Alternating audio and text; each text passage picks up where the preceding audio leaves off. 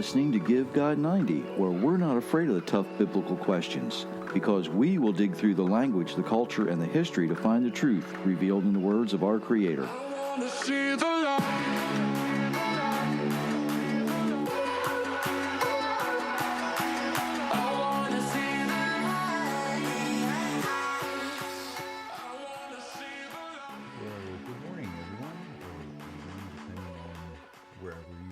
Time of day it is.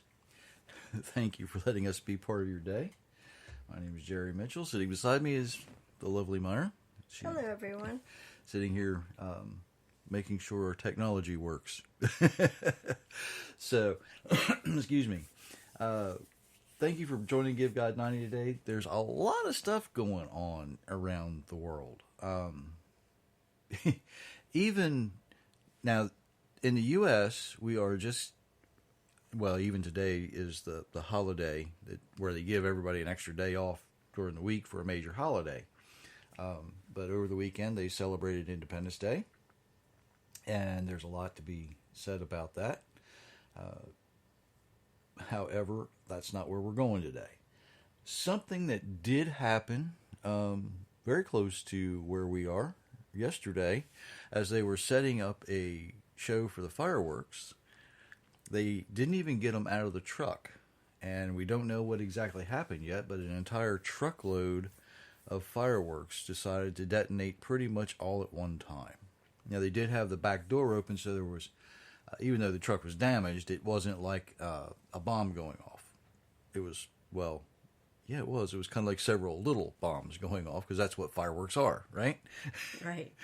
But huge pile of...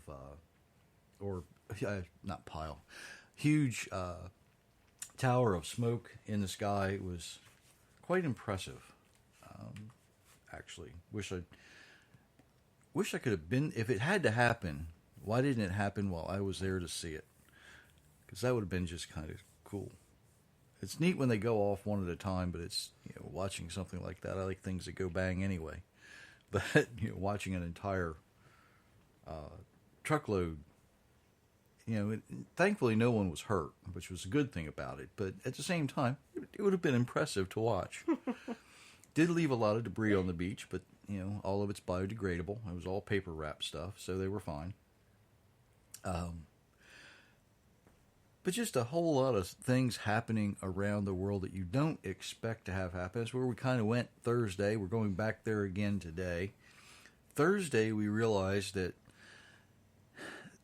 Scripture tells us it's basically our fault, right? Yes. Well, it is. All the bad stuff that's going on is pretty much our fault. That's the bottom line. But there's things that some people do that others don't, and there's some things that groups of people do that other groups of people don't. And today we're going to look at a warning from Zechariah. And just as all the prophets, you got to work through all of the warnings, all of the bad stuff before you can get to the good stuff. Right? That's the way the prophets work. They warn you that you're making a mistake, and they say, if you continue to make the mistake, here's what the results will be. But if you decide to do what's right, live the way you're designed to live, here's what can happen. So you always have that more than a glimmer of hope that we're going to get into here in a little bit. When we see the warnings in the Bible, there should be some things that we're aware of. They always follow a certain pattern. Some warnings are issued to entire groups, entire nations, entire communities. Other warnings are given to individuals. There were several times that only the king was warned, or a king was warned. Some things,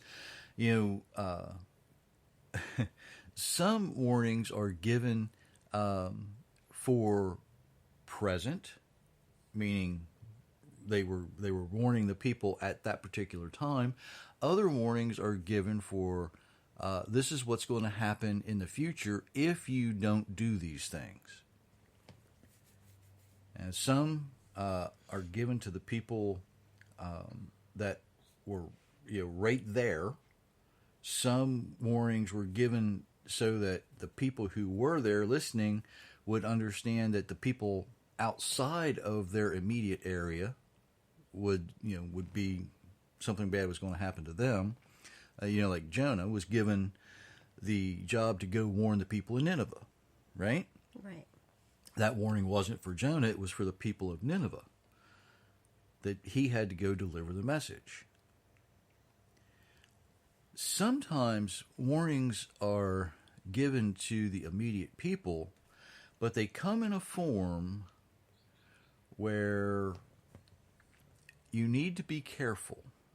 Remember your past. They remind us that the mistakes that were made, we don't have to repeat if we understand what our past is. And that's kind of what we get in Zechariah 1, 1 through 4. If you'd like to read that. It was the 8th month of the 2nd year. Darius was king of Persia. The Lord spoke his word to the prophet Zechariah, son of Berechiah. Berechiah was the son of Iddu. The Lord said, "The Lord is very angry with your ancestors. So tell the people, this is what the Lord of heaven's armies says. Return to me, and I will return to you. Don't be like your ancestors in the past." The prophets spoke to them. They said, "This is what the Lord of heaven's armies says. Stop your evil ways and evil actions." But they would not listen or pay attention to me, says the Lord. Okay, so what we're looking at here is a reminder. And we use the International Children's Bible often with these, and quite honestly, this is one of those places where it just doesn't remain as true to the dire straits that they were in. It's not as dreadful as the original reads. The original it makes things look bad. I mean, really, really bad. This is bad enough, but the original really makes things look bad. Zechariah, though, makes it very, very clear that he is speaking for the Almighty, right? Again, in this translation, you don't get as much of a sense of that, but it's repeated a few times in the original. And it says,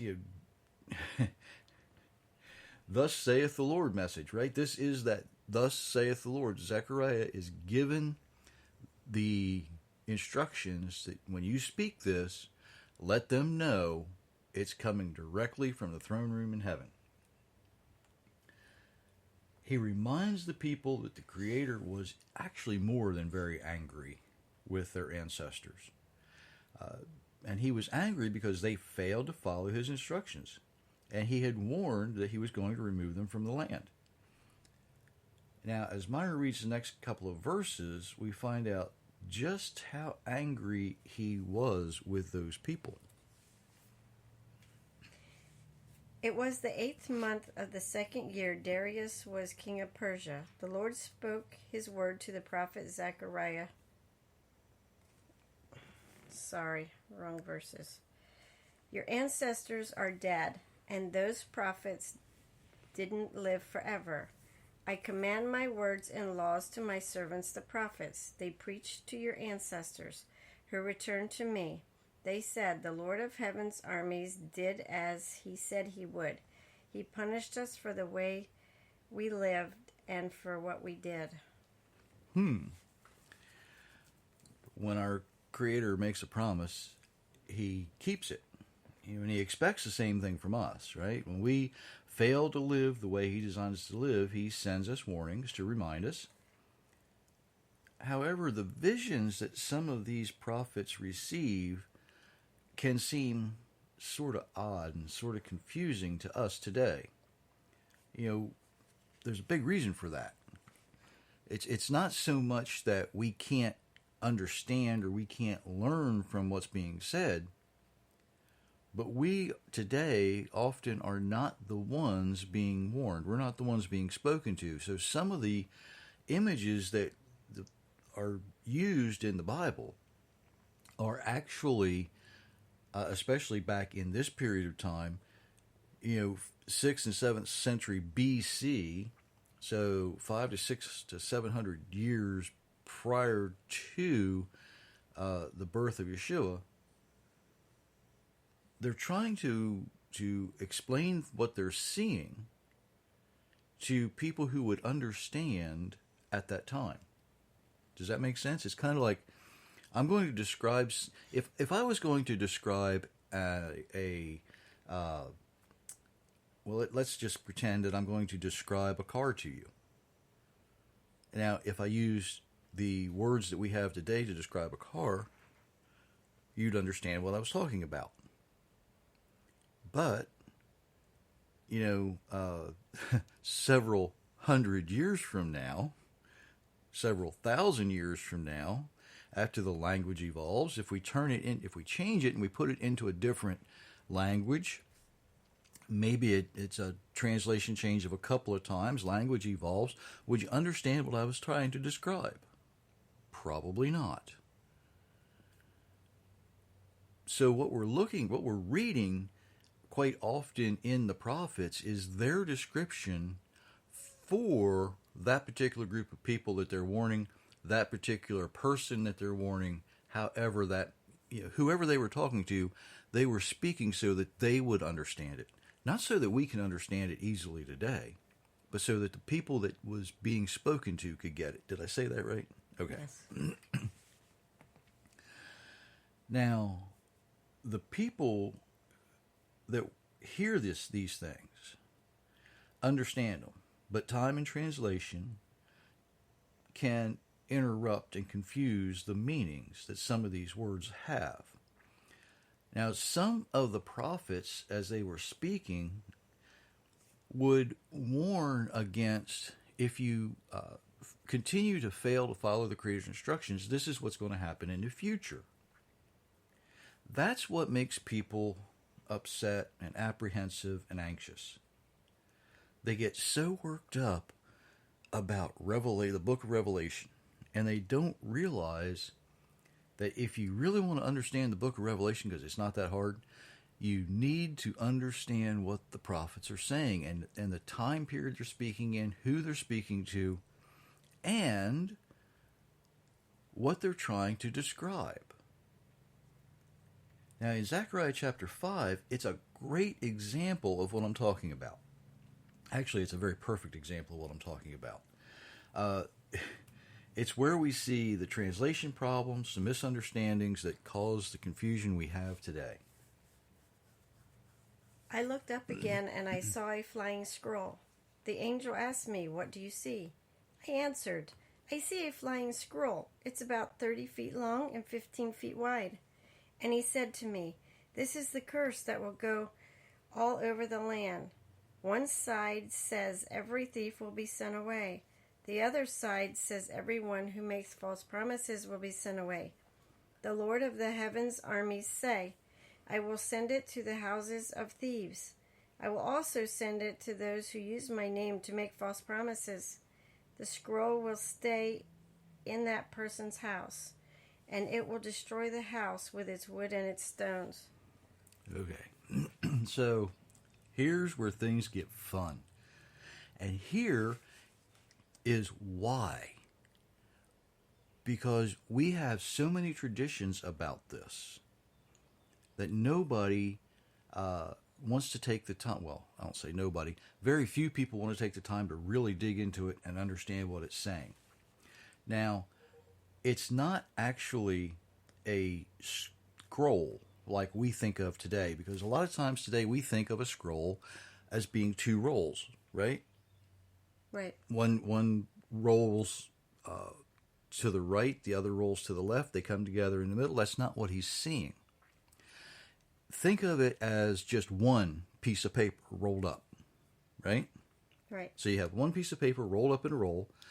Now, instead of tying like a ribbon around it, you're going to put that into a round container. and you're going to put a top on it. If this was video, it'd be easy because we have one sitting on the mantle. we have it's a single scroll, if you will. It's a single piece of paper rolled around a round piece of wood, and then it's put into a container that's round and kind of tall. It has a lid on it. In fact, that one sort of has a pointy lid on it. But it gets better. Now, he begins by saying it's 30 feet long, right? Well, that makes absolutely perfect sense. He says it's very long. It's a very tall thing, right? But then he says it's 15 feet wide.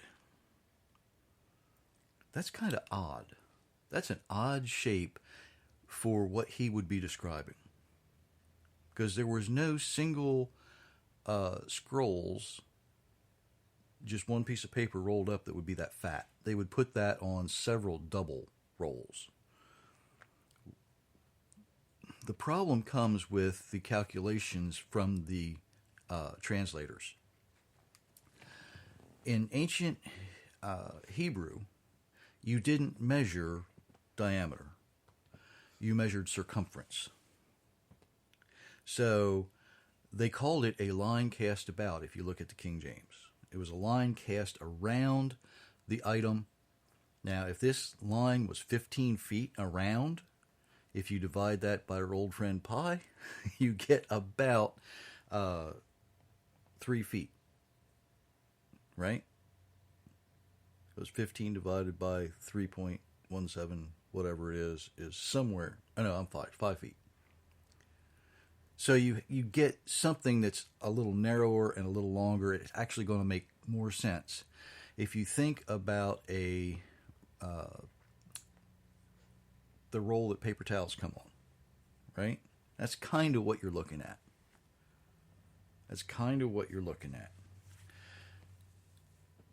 But to understand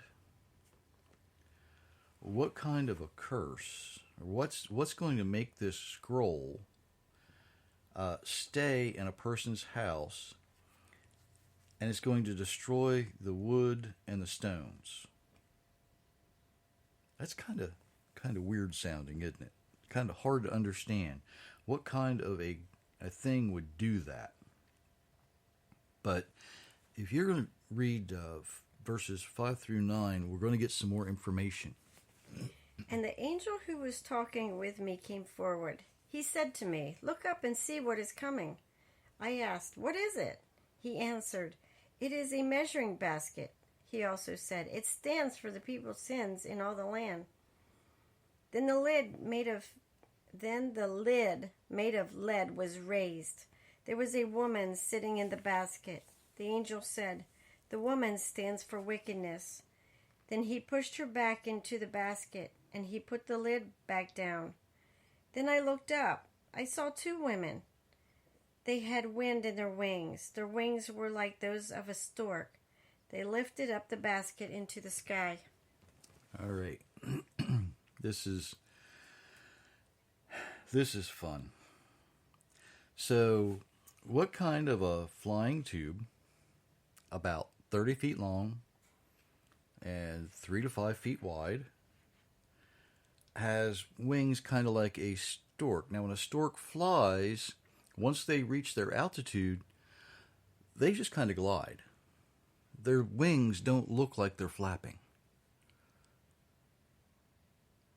Let me suggest that this flying tube measures pretty close to what a Scud missile would measure today. How about that?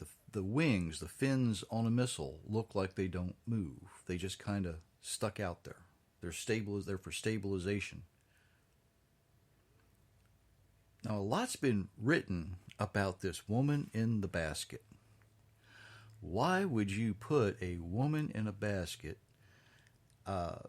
stuff her in this Scud missile, and cover her over with a lead lid? Now, I know some women are careful. I almost said evil, but some are. Some are bad. Are they that bad? Maybe. I could go there, but I won't. In the Hebrew language, the word woman is Isha. Woman, female, sometimes translated, but not often translated as wife. So you see it as Isha. But the word fire is Asha. And they are spelled exactly the same way. Now, for all the men out there, if you're married, I'm not going down this rabbit hole, but you know what it's like. And you can, yes, absolutely have a woman who is on fire, especially when they're angry with you. Trust me. Dynamite comes in small packages for a very good reason.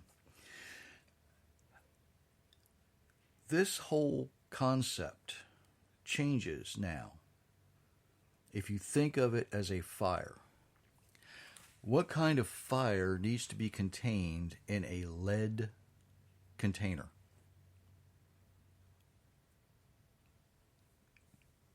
Give you a second to think about this. What kind of fire is so bad that it needs to be contained in a lead container?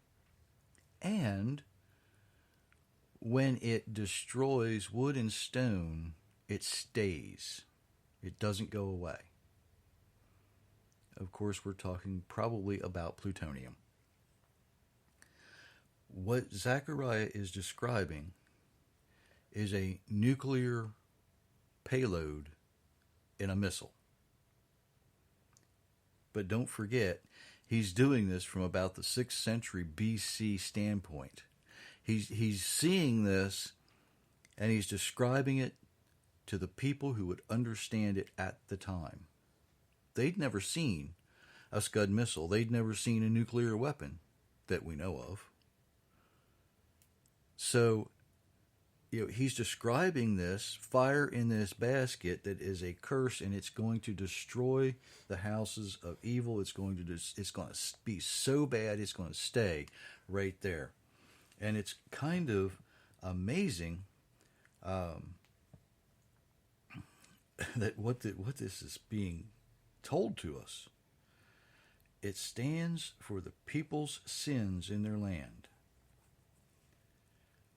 When I looked up, I saw 2 women. They had wind in their wings, and their wings were like those of a stork. The delivery system for these things, if you have ever seen them, looks exactly like that. Now, it's amazing, and I thought I had included where it was going.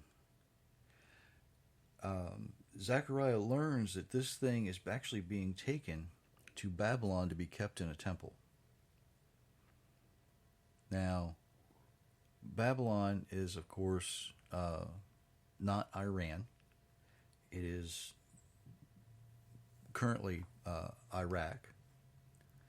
Where would you keep a nuclear weapon in Iraq if you were going to think of it as being in a temple? Do you think that a nuclear silo would be a good place to keep one of those? And it would probably resemble, because it would have all of the nuances of a temple of some type that Zechariah would be familiar with. And he continues, he's actually describing all-out war. And in chapter 7, he gives us the result for failure to heed another warning. And the Lord spoke his word to Zechariah again. This is what the Lord of heaven's armies says. Do what is right and fair. Be kind and merciful to each other. Don't hurt widows and orphans, foreigners, or the poor. Don't even think of doing evil to somebody else.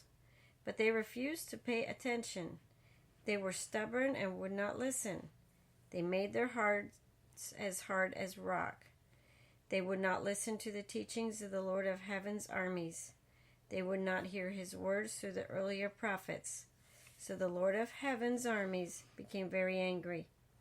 The Lord of Heaven's armies says, when I called to them, they would not listen. So when they called me, I would not listen. I scattered them like a hurricane to other countries. These were countries where they did not know. This good land was left so ruined that no one could live there. And when Mark Twain visited the Holy Lands in the mid-1800s, he said, there is nothing here worth anything. That's how desolate that land was.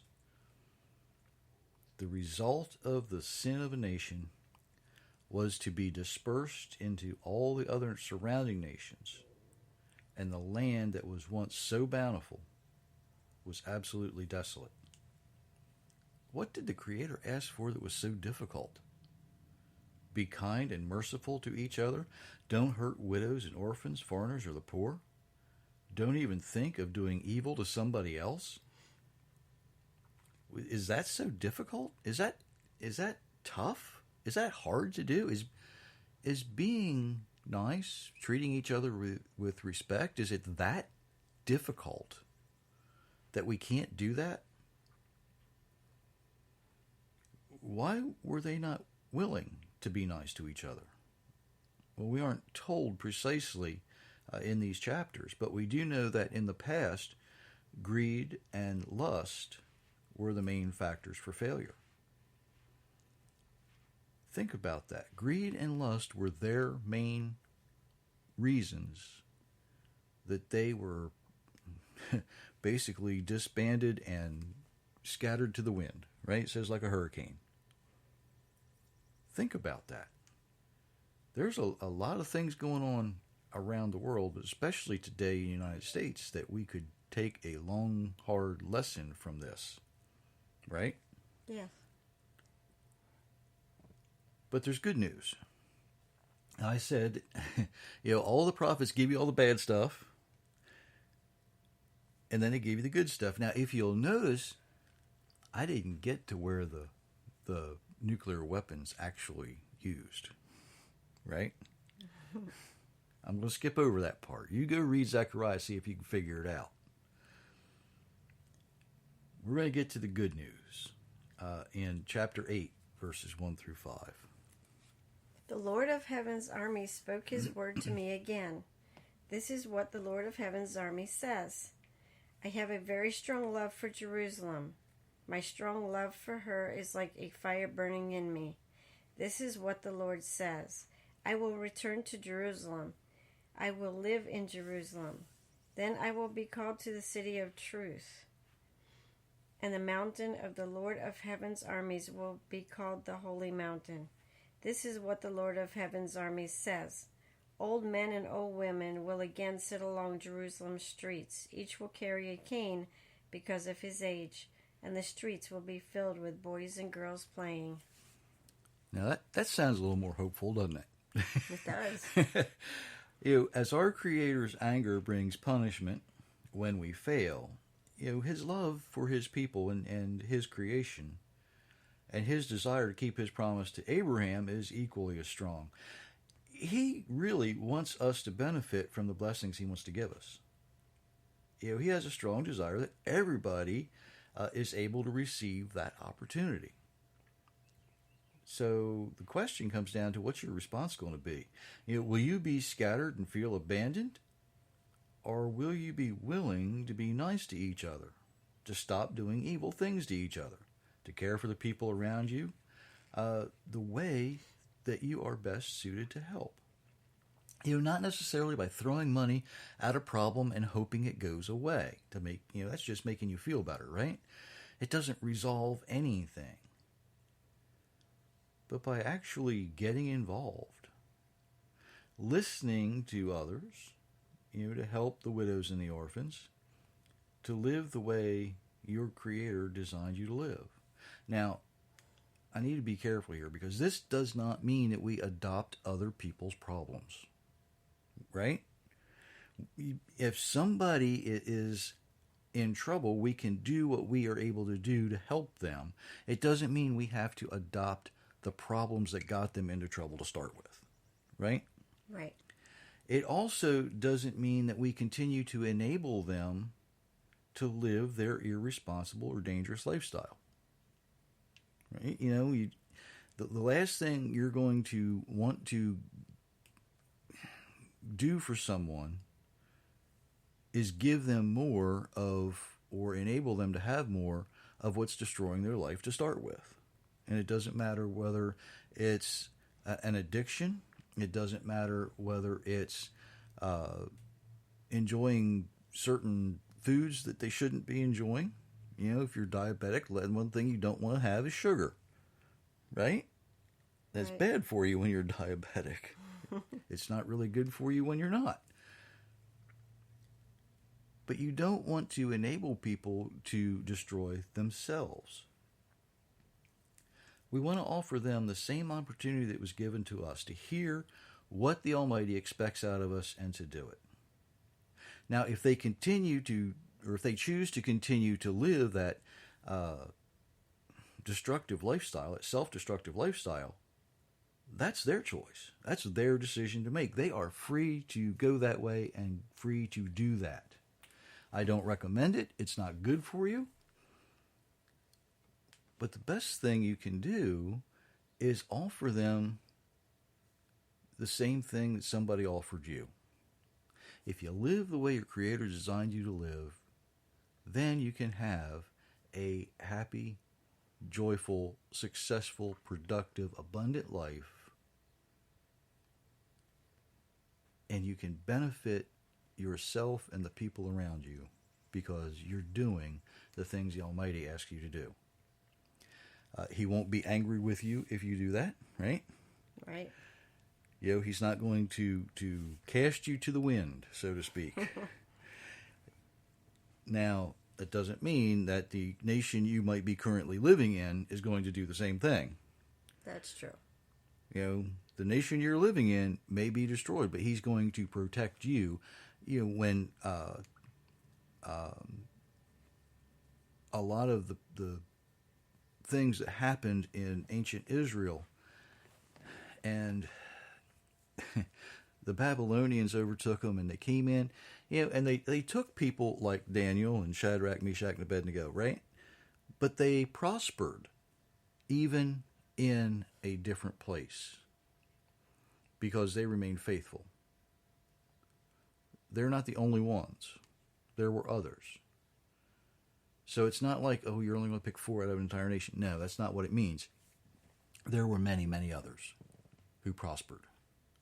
No matter how bad the things got, these folks were able to prosper in a situation that was overwhelmingly terrible for them. Don't forget, I can't remember the guy's name, but the man who was in charge of Daniel and Shadrach, Meshach, and Abednego was the keeper of the eunuchs. It's kind of hard to get much worse than that if you're a guy. Just saying. It was tough on you. They were not kind. They were not friendly, but the Almighty looked at them, looked at their faithfulness, and said, I can use these folks. Right? Even in that situation, if you're faithful, if you're living the way you're designed to live, then He will take care of you. He will listen to you. He will hear when you pray. If you're just going about your things your own way, well then, why should He listen to you? Because you're treating yourself as your own God and expecting someone else to take care of you. You don't want to be like that. If you're going to ask someone for help, then, it might be a wise decision to receive that help the way they want to give it to you. Unfortunately, we do have a way of life in the United States where people want to beg for help, and people are so tired of people begging for help, they just throw money at the situation. It's kind of like raking leaves into a hole in your yard. The hole's still there, but you just can't see it because the leaves are covering up. But if somebody steps in it, they're going to get hurt, right? Right. You don't want to do that. You know, make sure that you raise the ground level. You want to raise these folks up. You don't want to leave them without the opportunity to help themselves. You don't want to leave them without the opportunity that you have had to realize the blessings that the Almighty wants you to have, to realize and understand that He wants you to be taken care of. He wants you to be successful. He wants you to be productive. Doesn't mean you're going to get rich. Doesn't mean you're going to have, $10 million in the bank. But it means you're going to be able to help somebody else. He measures productivity far differently than we do, right? Yes. Did you have anything you wanted to add to that? Thanks, everybody, for your encouragement and your prayers, and hope you have a great week. Absolutely. Until Thursday, when we will be back live once more time. Many, many blessings, everyone.